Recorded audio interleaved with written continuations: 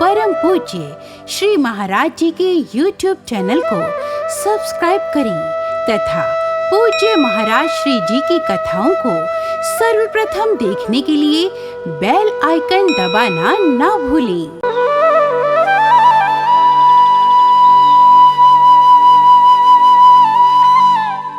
जो 60 साल के, जो 70 साल के, जो 80 साल के, जो 90 साल के बड़े बूढ़े सयाने बुजुर्ग जन भगवान की कथा को सुनते हैं, भगवान का भजन करते हैं, मैं उनके लिए दोनों हाथ जोड़ करके प्रणाम करता हूं। लेकिन स्वामी विवेकानंद जी ने एक बात कही है जो मैं आपके पास तक पहुंचाने जा रहा हूं, ध्यान पूर्वक सुनिएगा। स्वामी विवेकानंद जी ने कहा है, भगवान के चरणों में ताजा फूल चढ़ाओ। भगवान के चरणों में ताजा फूल चढ़ाओ। भगवान के चरणों में बासा फूल नहीं चढ़ाया जाता है।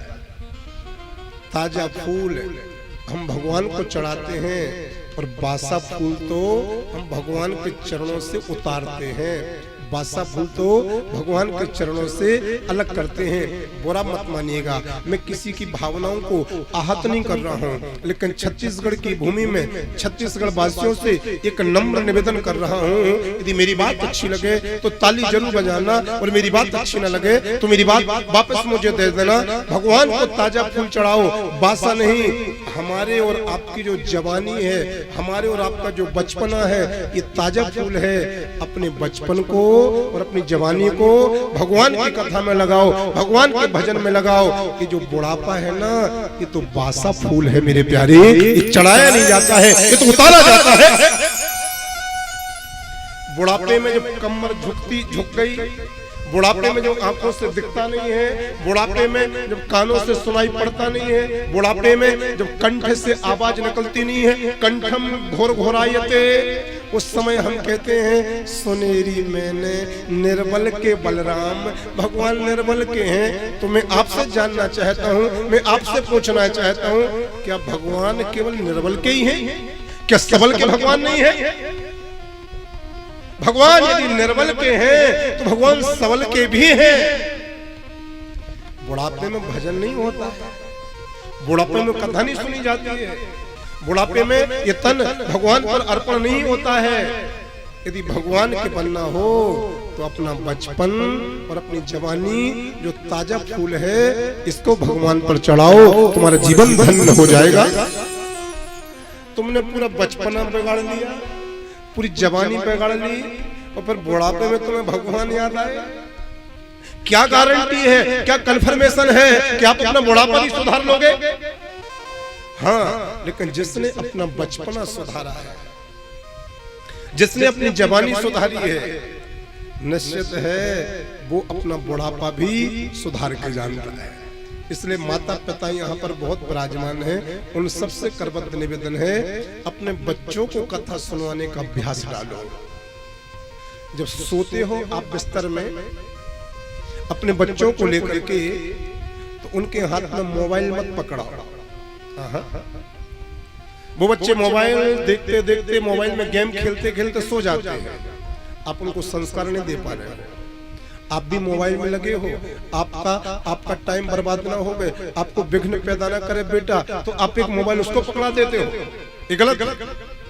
आप जब अपने बच्चों के लिए बिस्तर में लेकर के जाओ तो उनको 5 मिनट, 10 मिनट, 15 मिनट, आधा घंटा, या जब तक वो सो ना जाए तब तक उनके लिए बड़े बड़े महान भक्तों की कथा सुनाया करो मेरे प्यारे। छत्रपति शिवाजी महाराज जी की कथा सुनाओ, महाराणा प्रताप जी की वीर गाथा सुनाओ, राजा मैया के लिए भगवान श्री राजेंद्र लोचन सरकार की प्राप्ति कैसे हुई, ये कथा सुनाओ। छत्तीसगढ़ में 5 नदियों के मध्य में भगवान श्री कुलेश्वर महादेव कैसे प्रकट हुए, ये महिमा बताओ। फिंगेश्वर महादेव की उत्पत्ति कैसे हुई, ये श्रवण कराओ। माता दंतेश्वरी जो दंतेवाड़ा में विराजमान है, उनकी महिमा को गाओ। झलमला में माता गंगा जी प्रकट हुई, आप उनकी महिमा बतलाओ अपने बच्चों के लिए। भगवान श्री राम, भगवान श्री कृष्ण, भगवान श्री शंकर, ध्रुव जी ने कैसी भक्ति करी, उनको भगवान इतने जल्दी कैसे मिले। भक्त प्रहलाद की कथा सुनाओ मेरे प्यारे। ये बाबा धाम में जो बाबा सत्यनारायण जी अपने साहू समाज का एक वो ब्रह्मचारी बालक जो पिछले 17-18 वर्षों से बाबा धाम में अनवरत खुले आसमान के नीचे बैठे हैं, जिन्होंने अपनी जीव को भी अर्पित कर दिया है, समर्पित कर दिया भगवती के लिए। ऐसे उस महान संत की गाथा अपने बच्चों को सुनाओ मेरे प्यारे। हमें मोबाइल चलाते हैं, अपने बच्चों को मोबाइल दे देते हैं, बच्चे मोबाइल खेलते रहते हैं, मोबाइल खेलते खेलते वो सो जाते हैं। याद रखना, यदि आपका बच्चा मोबाइल ही चलाता रहेगा तो बुरा मत मानिएगा, मैं तो 6 दिन के बाद में आपके बीच में से चला जाऊंगा, लेकिन मेरी बात आपके दिल में भी घूमेगी, दिमाग में भी घूमेगी। यदि मोबाइल ही आपका बच्चा चलाता रहेगा तो आपका बच्चा मोबाइल के जैसा बन जाएगा। और राम कृष्ण की कथाएं सुनाओगे अपने बच्चों के लिए तो आपका बच्चा भगवान श्री राम और भगवान कृष्ण के जैसा बनेगा। अब वो आपके ऊपर है, आपको बनाना कैसे है आपको पता होना चाहिए। नंद कुमार भैया बाबूजी बैठे हैं, बाबूजी जब जवान थे, बाबूजी के समय में जब कोई घर में संत आता था, कोई महात्मा आता था, कोई महापुरुष आता था तो क्या कहते थे, भैया उनका बेटा तो बिल्कुल बाबा कबीरदास जी पर गया है। कोई कहता था भैया उनका बेटा तो बिल्कुल राजम मैया की भक्ति जैसी भक्ति करता है, उनका बेटा तो बिल्कुल भक्त ध्रुव के जैसा है, उनका बेटा तो भक्त प्रहलाद के जैसा है। ये पहले ऐसे एग्जाम्पल दिए जाते थे माता पिता के बच्चों के, लेकिन जैसे आप लोग अपने बच्चों का हिसाब किताब चला रहे हो, उनको दिन भर मोबाइल देकर छोड़ देते हो, तो आगामी समय ऐसा आएगा जब बच्चों के एग्जाम्पल दिए जाएंगे, बोले उनका बेटा तो बिल्कुल सैमसंग के जैसा है। ताली बजाओ मेरी बात पर। हाँ, ऐसे एग्जाम्पल दिए जाएंगे, उनका बेटा तो बिल्कुल और दूसरा कौन सी कंपनी का होता है, उनका तो बेटा बिल्कुल कौन सा होता है, सैमसंग और